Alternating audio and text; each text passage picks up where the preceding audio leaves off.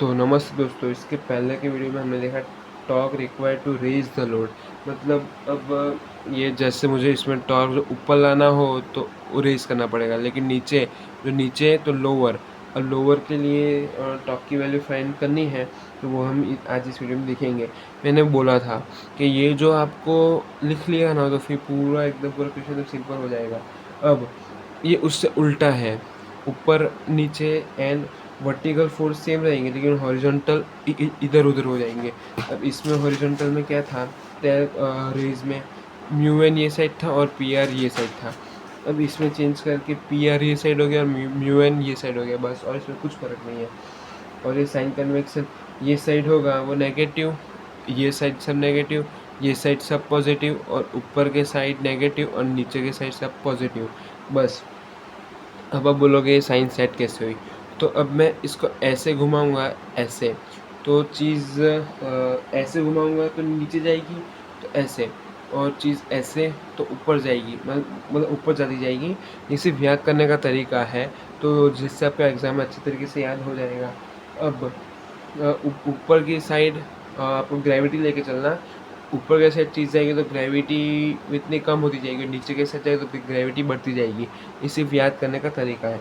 अब considering horizontal forces, अब horizontal forces मैंने बोला ये वाला फोर्सेस लेकर चलते हैं।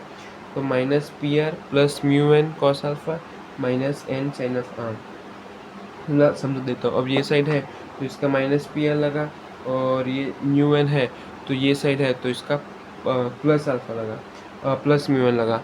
अब मैंने एक चीज़ आपको बोला था कि जिसके रिस्पेक्ट में हम फाइंड कर रहे हो तो उसके साथ कॉस कॉस लगाने का। फॉर एग्जांपल अपने हॉरिजॉन्टल के रिस्पेक्ट में फाइंड कर रहे हैं तो म्यू एन हॉरिजॉन्टल में है तो इसके साथ कॉस लगाएंगे, और जो बचा हम यहाँ पे एन बचा तो एन के साथ हम साइन लगा देंगे।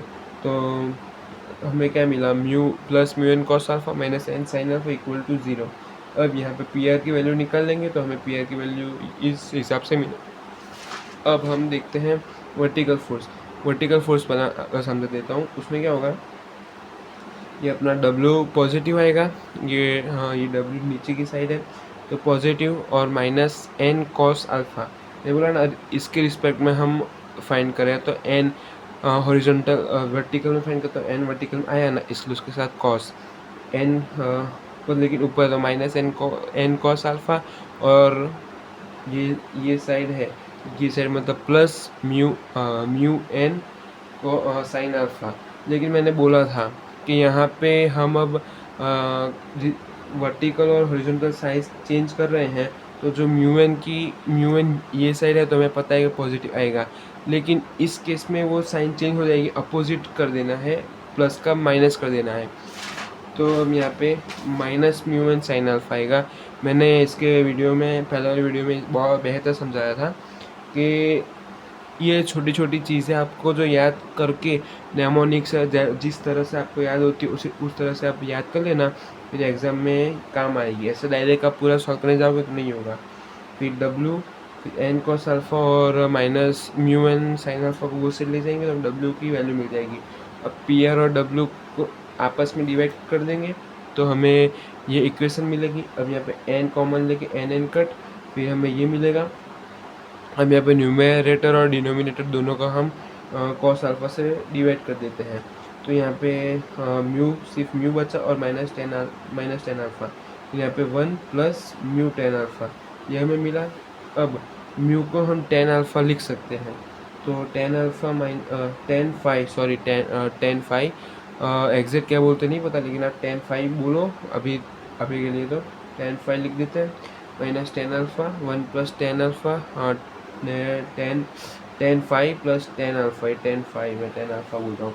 तो अब ये फॉर्मूला किसका बना, टेन फाइव माइनस अल्फ़ा का, तो वो हमने लिख दिया। लेकिन टॉर्क का लोअरिंग द लोड की फॉर्मूला क्या होती है, P R into D M by two. अब पी आर की वैल्यू इसमें हम रख देंगे तो हमें डायरेक्ट टॉर्क की वैल्यू मिल गई। तो वीडियो को अच्छा लगा हो तो लाइक करो, कुछ भी डाउट हो तो कमेंट करो, मैं क्लियर करूँगा, और जो लगा तो ये वीडियो वापस बनाऊँगा। तो वीडियो अच्छा लगा लाइक करो और चैनल को सब्सक्राइब करो। धन्यवाद।